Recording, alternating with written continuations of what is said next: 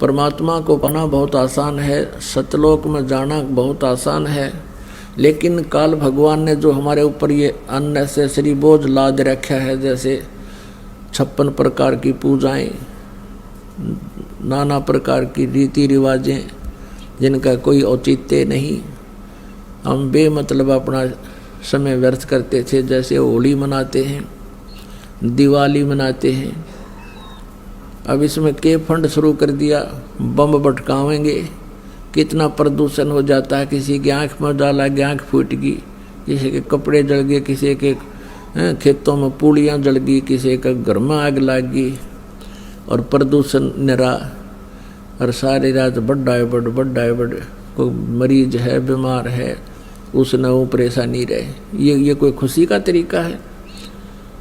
और फिर उद्देश्य क्या?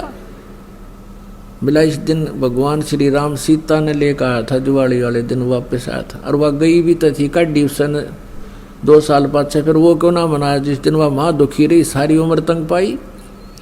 इस एक दिन के दिवाली वाले दिन ने के दे दिया सीता जी को, आजीवन भटकती रही, एक जंगल में टाइम पास किया, 2 बच्चों को लेकर के रहती थी।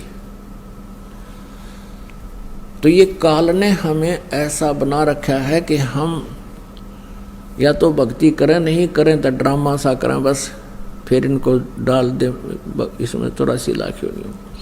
तो पुण्यात्माओं, परमात्मा कहते मेरे हंसा भाई, हंस रूप सा जब तू आया, अपना स्वरूप भूल में भूलाता ते जीव कहाया।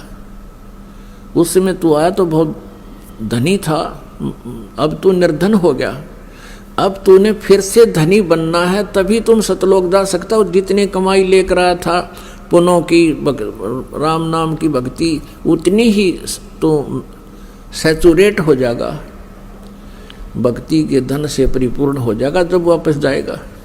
और उसके लिए कितना आसान, एक श्वास की कीमत बता दी, होय होय। तो पुण्यात्मा अब कितनी पूंजी लेकर आए थे, हिसाब ला लेना।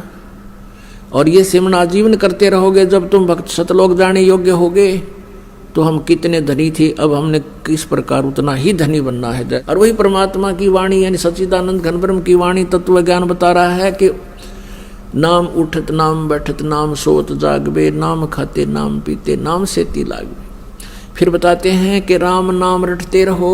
कौन सा नाम? ये 3 मंत्र का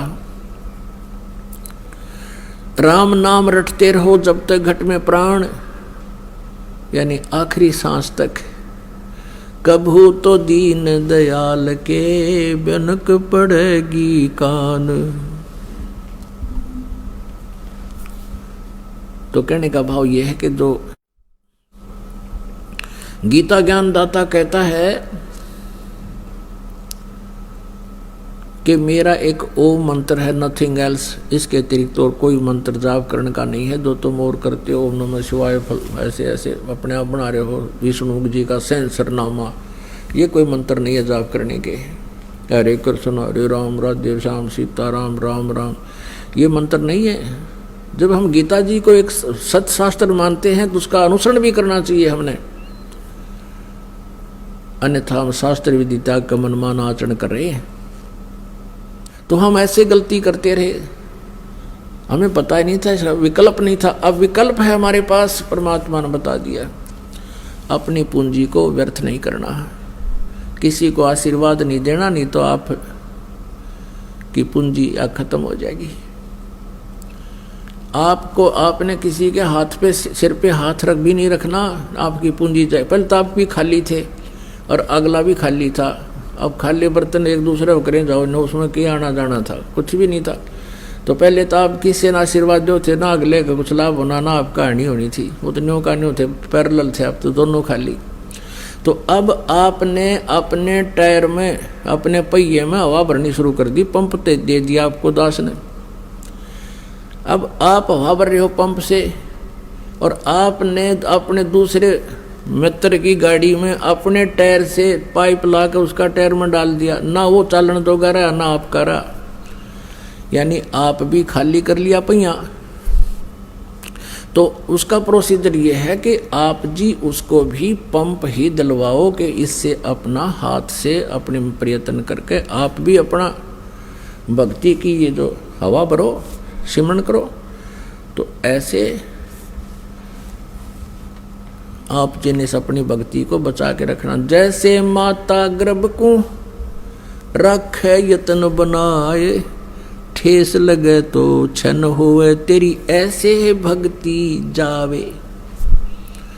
जैसे किसी बहन को, माता को गर्भ रहा हो, अब वो ही जानती है उस गर्भ को कैसे सुरक्षित रखना होता है। धीरे धीरे चलती है, कहीं ऊंचे नीचे में पैर झटका लग जाए, मेरा गर्भ ना गिर जा। रात के समय भी, सोते समय, करवट बदलते समय भी उधड़ के पड़ती है, कहीं बच्चे पे दाब ना आएगी हो। खाने पीने में भी कंट्रोल, संयम रखती है, तब वो एक पुत्र या पुत्री रूपी लाल प्राप्त कर लेती है। ठीक इसी प्रकार पुण्यात्मा, आप जी ने अपनी भक्ति को ऐसे संभाल के रखना है जैसे माता गर्भ को रखे यत्न बनाए, और ठेस लगे तो क्षण हो जा, क्षीण हो जा। ऐसे भक्ति नसाए, ऐसे भक्ति नष्ट होती है आपकी। तो आप जी ने मर्यादा में रहना है, मर्यादा को तोड़ना नहीं है। इस प्रकार हम परमात्मा पाएंगे और सतलोक चले जाएंगे।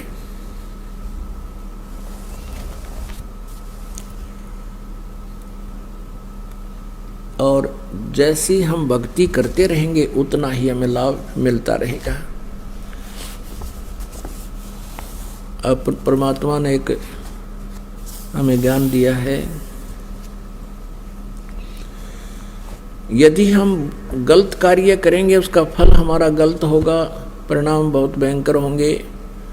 और यदि हम परमात्मा की भक्ति करेंगे तो हमें बहुत लाभ होगा, परमात्मा का प्रोटेक्शन मिलेगा।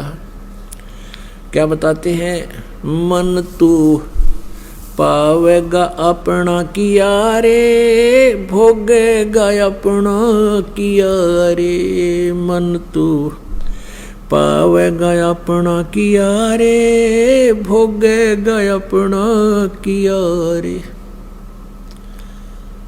अब यहाँ का विधान है प्रभु का कि जैसे तू कर्म करेगा वैसा ही फल मिलेगा।